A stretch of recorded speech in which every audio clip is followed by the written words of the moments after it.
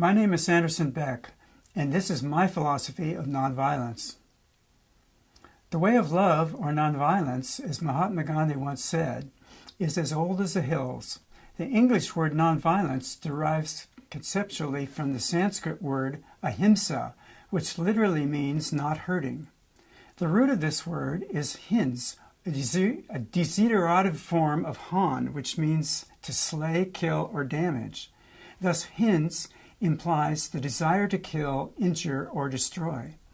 The or the a, is a negative, giving ahimsa the broader meaning of not having any desire, wish, or will to kill, injure, or destroy.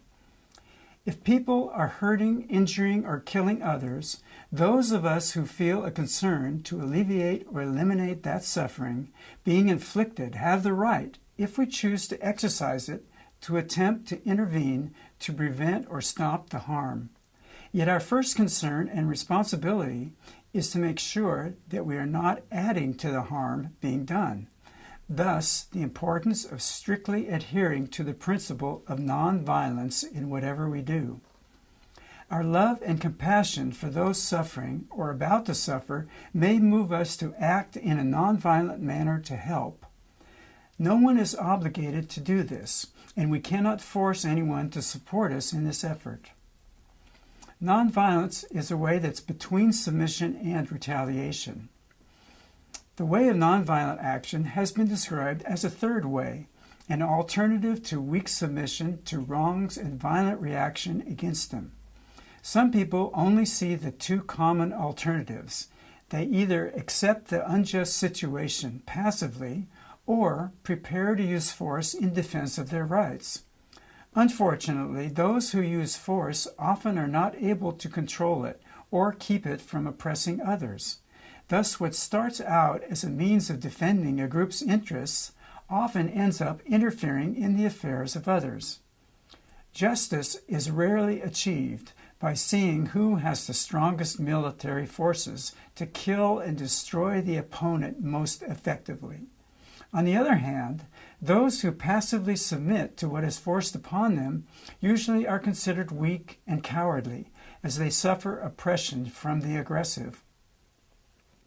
The third way enables even those who are few in numbers or poor in material resources to stand up for their rights with moral strength and dignity.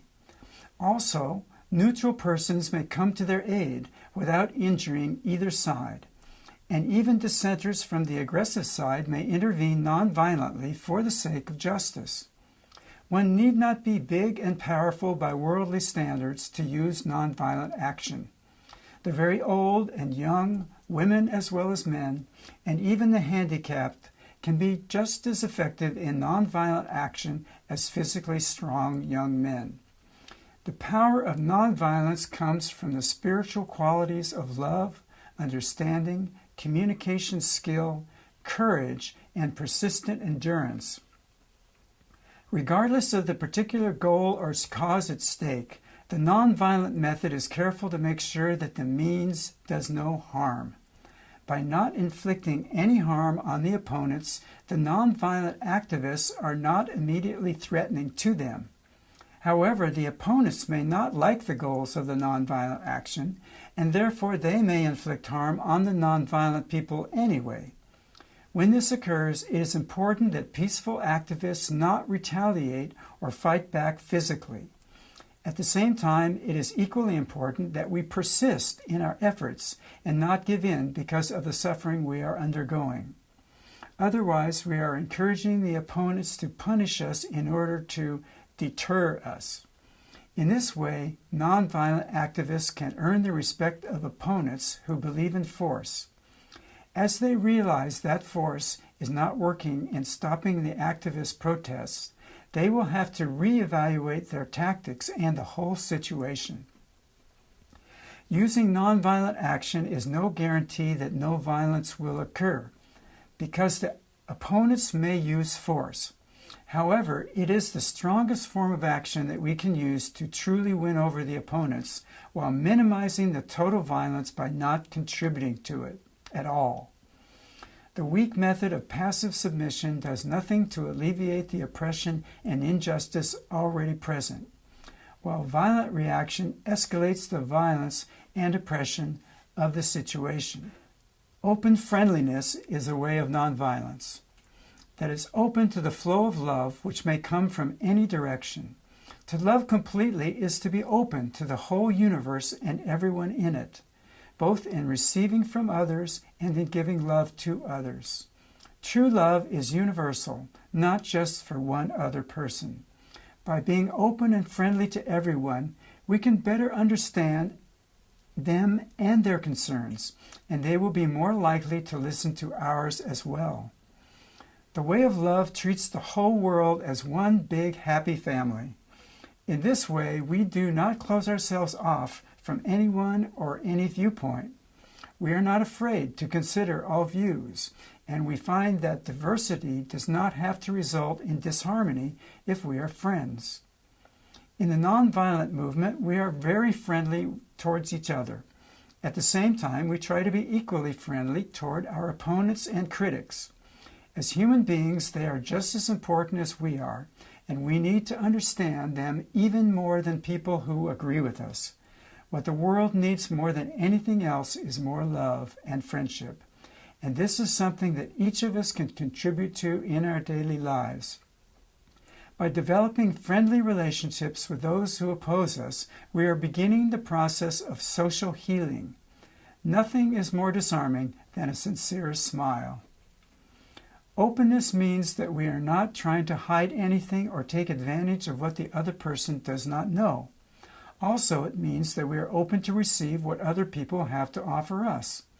We are open to the flow of spirit moving in our lives and in the lives of those around us. We are available to communication and relationship and cooperation with what is good. However, in our openness to examine all viewpoints, we still retain our own discernment of what is morally good.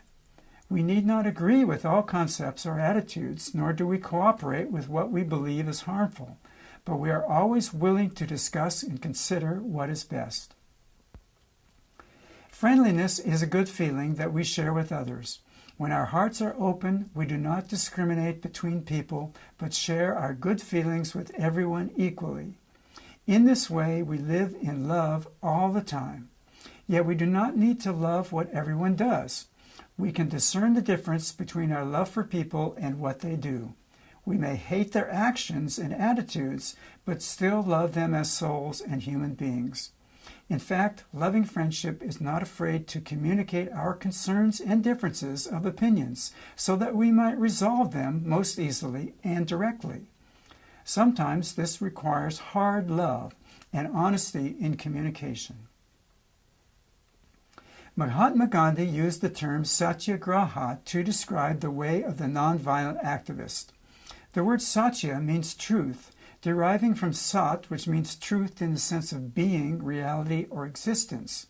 The word Graha means firmly holding to something.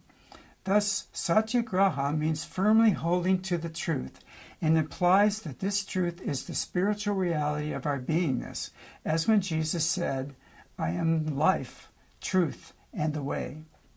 Regardless of a person's religion or lack of it, this nonviolent way is based on a spiritual dedication to truth and therefore honesty in human relations. The great gift of our human intelligence enables us to communicate clearly with each other, not only directly by our actions, but also symbolically by means of language. Because language is a symbolic abstraction referring to objects, relations, and concepts, the words may or may not be accurate to the reality they are attempting to describe. In other words, language may be an error, and people can and do lie. Deception is a subtle form of violence because it shows a lack of respect for other people or fear of reality. The way of love is based on the love of truth in everyone and everything. Gandhi used to say that there is no God higher than the truth. To separate ourselves from the truth is to separate ourselves from reality. Thus, to be true to ourselves, we must be true to others as well. Is it really loving to try to be nice and not to tell someone we like that what they're doing is bothering us? If we allow resentment to build up, we soon find ourselves in conflict and misunderstanding. True love means having the courage to confront ourselves and others with the reality of what is going on so that we can work to resolve it together. By hard love, we learn how to be self-critical and constantly watchful of how we can improve ourselves and our situation with others. Our feelings tell us much about what is going on with us, and by communicating with them, we will be much more able to master the situation in a way that is best for the group. Of course, this does not mean we unleash all our personal problems on others without any discernment. The best communication is clear, open, and honest. We clearly communicate when we are aware of what our feelings, thoughts, and concerns are and make them clear to others without inflicting our own stuff onto other people. We are responsible for working out our own emotional problems without projecting them on others. But we can still communicate what we are going through if we wish. We need to be careful not to let personal problems distort the larger issues we are working on together. The process of group communication can help us each to see past our own personal concerns to what is best for everyone. As a group, it is especially important that we make sure that our communications with the public and our adversaries are accurate and truthful, because the credibility of our movement depends on this trust that we are not trying to mislead people. This is another contrast to the military methods of secrecy and surprise. In making peace with others, we want them to know exactly what we're doing and what our objectives are so that we can work them out in as open a situation as possible. How much information a group decides to volunteer to opponents is an issue to be discussed in relation to strategy. However, there can be little doubt that conscious deception must be prohibited for the sake of public trust. Nonviolence also respects freedom and equality. The way of love is also the way of freedom, because no one but ourselves directs us how to express our love. This is another contrast to military authoritarianism, in which individuals must take orders from superiors. In the nonviolent movement, we are all free and equal, each listening to our own inner guidance and sharing our concerns with the group. Then the group can freely decide, based on all individuals' considerations, how the group wishes to act. Thus, first we must recognize our own freedom of choice and equal right to participate. Even more important is that we realize the equality of all human beings and respect the liberty of others, just as we want our own freedom respected. The nonviolent way of love is not possessive of others, nor does it attempt to control others or use force against them. If we love others, we respect their autonomy to make their own decisions. We certainly can communicate with them, and we may even confront them with our presence to pressure them nonviolently to make a specific choice, if we believe that what they are doing is wrong and harmful to people. The important distinction is that we do not try to physically or violently force them to do what we want. Rather, we may attempt to intervene nonviolently between the persons and the wrong acts we believe they are doing, so that they have to make a choice, either to remove us or stop that behavior. Nonviolent protests do not hurt people, although they may cause them some inconvenience in going about the business which we believe is harmful. In doing this, we attempt to treat these people as our equals and respect them as individuals. Our actions are meant as a direct communication of our concern for the well-being of those involved in the situation. We must be careful in our attitudes not to imply that we feel we are superior, because we are critical of what others are doing. We all make mistakes, and the nonviolent way is a path of humility which attempts to peacefully suggest to others that they may wish to examine the morality of what they are doing. We are not insisting that they change, but we may insist that they at least consider changing. We do this by presenting them with clear choices, which often result in our own self-sacrifice if they make the choice we believe is wrong. Thus, we have not inflicted suffering on them, but have been willing to suffer in our attempt to alleviate the wrong. Nonviolent action uses courageous compassion.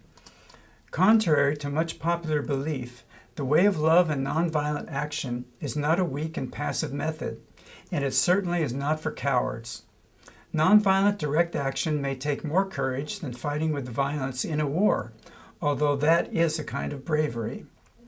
However, if we analyze the use of weapons, we can see that they are employed out of fear of what the opponent will do to us if we do not use violence against them. The truly courageous are not afraid of the opponents and therefore need no weapon at all.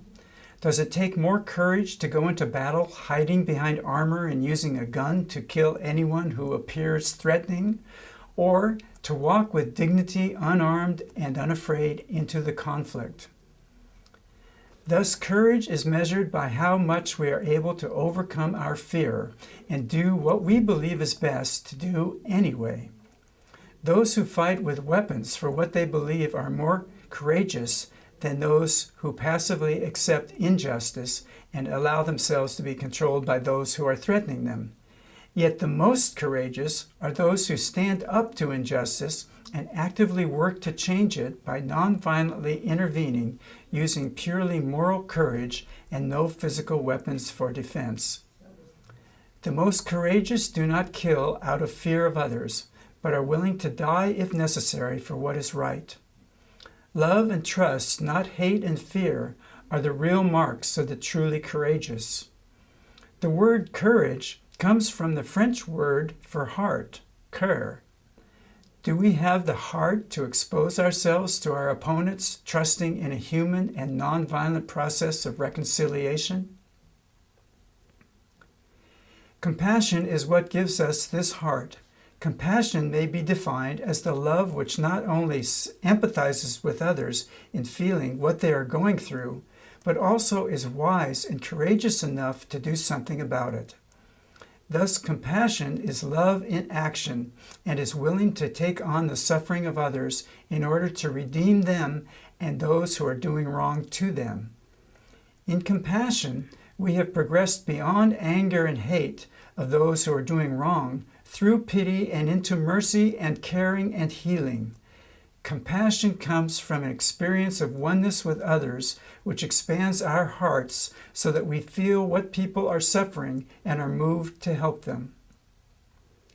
When we discover that people are dying of starvation or suffering chronic malnutrition at the same time as the world has surplus food and is wasting its resources, then compassion tells us we must work to alleviate this situation.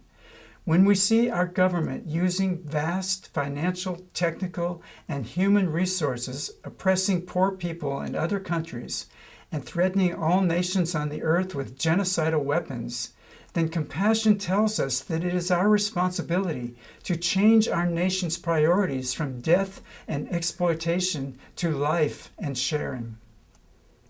When we see the natural environment deteriorating and this generation robbing the resources from the future, then compassion tells us that we must learn to live more in harmony with the earth and plan for our children's health and well-being.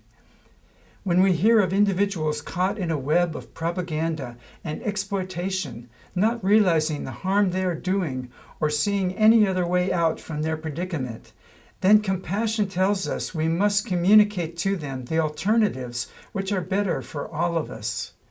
When we know in our hearts that we can make a contribution for the betterment of humanity, then compassion tells us that we must move into action. Nonviolence also uses detached trusting. The way of love is based on the faith that if we act in a good way without harming anyone, then inevitably in the long run the results will be good. Instead of trying to control people by threats and force of might, we allow humans to use intelligence to solve problems by communication and negotiation. We may trust in God or the process of the universe as well as in human abilities. By challenging our opponents unarmed, we are demonstrating our trust in them that they will not destroy us. By standing up to the wrongs we believe they are doing, we are trusting that by a nonviolent process, those wrongs will eventually be redressed. Ultimately, even if our bodies are destroyed, we will have done what was right and would be trusting that in the future people would recognize that and right the wrongs eventually. In order to trust fully, we must let go of our own control of the situation and allow others to participate in the process. If we are attached to achieving certain results, then we may prejudge the process and reject the will of the spirit of the whole. The situation may not be best resolved in exactly the way we think it should. Of course, we can have goals and objectives for our action, but once we have defined the purpose of our action, we need to be detached from the specific results along the way. Otherwise, we will find ourselves disappointed and discouraged. The Bhagavad Gita teaches non-attachment to the fruits of action. That means that it is important that we act for the good without worrying about whether we are immediately successful, and also that we should not be concerned about receiving any credit or reward for our work. Jesus spoke about the same thing when he taught how the selfless person desires no personal reward. The rewards come spiritually, inwardly, or in heaven. Of course, being detached and trusting does not mean we should trust blindly. We must monitor what is going on and be working toward our objectives constantly. To trust people is not necessarily to let them take advantage of us. We must watch what they do. If they betray their word or deceive us, then we can point that out to them and others. We can continue to protest the wrongs they're doing while informing the general public. Our own integrity is always within our own control. We can love others unconditionally, but we do not have to reward people for doing wrongs. In that case, we do not withdraw our love for them, but we can withdraw our cooperation from the wrongs we believe they are perpetrating. Detachment enables us to be free within ourselves from emotional clinging to people or specific experiences. It does not mean that we do not care, because we can show that we care by our actions. To be detached means that we are not controlled by others or by conditioning or the situation. We are free enough to transcend our fears, desires, aversions, ambitions, etc., and perceive what is truly best for all concerned. This equanimity or even-mindedness gives us peace within ourselves that we can then share with others by being calm and in control of ourselves in any situation. However, this does not preclude the feeling or expressing of emotion through compassion or other passions. But instead of being controlled by the emotions, we are aware of them and in control of them so that we can use our feelings in our communication with others. So when the situation calls for it, we may weep in sorrow or joy or shout assertively to protest a terrible situation. These feelings will not destroy our detachment if they are authentic feelings, if we are aware of what is going on, and if we are controlling their expression by channeling the emotional energy in such a way that it is not harming anyone, but is communicating a proper concern. Feelings are very powerful means of communication, and often we need to pay more attention to them, not less. To suppress consciously or repress unconsciously our inner feelings is not detachment, nor is it healthy. If more people would listen and act on our truer and deeper feelings, our society might not be as sick as it is today. Thus, we can distinguish the difference between the prevalent psychic numbing in the face of our overwhelming problems and the detachment which enables us to act freely and intelligently. Nonviolence uses patient persistence. The nonviolent activist Jim Douglas referred to patience as a revolutionary virtue. Others may criticize us as impatient because we feel the need to take direct action rather than let a slower evolutionary process occur. Patience is not an excuse for not acting, but rather a quality that helps us to endure and persist in our efforts while proceeding in a calm and intelligent manner. When we are caught up in action, the emotions are often very active and sometimes turbulent. We must be careful not to react without thinking very carefully about what we are doing and what the consequences are likely to be. Patience gives us time for deliberation and reflection on the issues and how our actions can be both nonviolent and yet effective. It is better to wait and perhaps miss a small opportunity of the moment than to rush into something foolishly or unprepared. New opportunities always come forward. If we think out the situation and how we can best deal with it, the next time it occurs, we will be ready to act in a good way. Unlike military action, which strikes quickly and ruthlessly, nonviolent action is slow and deliberate, with ample warning given to the opponents so that they can consciously decide how they wish to meet our confrontation. We do not want our opponents to have to react quickly with instinctive reflexes. We want them to know us and our methods so that they can respond as calmly and as intelligently as possible. Military methods are quick and destructive like fire, but nonviolent action is flowing and nurturing like water that nourishes growing things. For some crazy reason, people say, fight fire with fire. But does it not make much more sense to fight fire with water? The flow of water follows the lowest path, but by flowing constantly for a long time, it wears away the hardest rocks. To be successful, nonviolent movements must continuously persist until the opposition's hard hearts have melted, and we have achieved a higher level of cooperation. After Gandhi returned to India from South Africa, where he spent 20 years developing his nonviolent methods, it took 30 years before India won her independence from Great Britain. Women in the United States worked for the right to vote from 1848 until they achieved it in 1920. The way for a nonviolent movement to lose is to stop the effort. As long as we persist, we will make progress in communication, education, and awakening of the public to the circumstances we want changed. The quicker way to lose is to become violent and lose moral credibility. When we act nonviolently, the opponents may arrest us or allow us to stop the wrong we are acting to stop. Either way, we win attention to our cause and make it more difficult for them to continue those wrongs. Persistence also means that we must be flexible in our strategy and tactics. If one method does not work, we should let it go and try another. If one issue has been resolved successfully, then we can go on to the next in importance.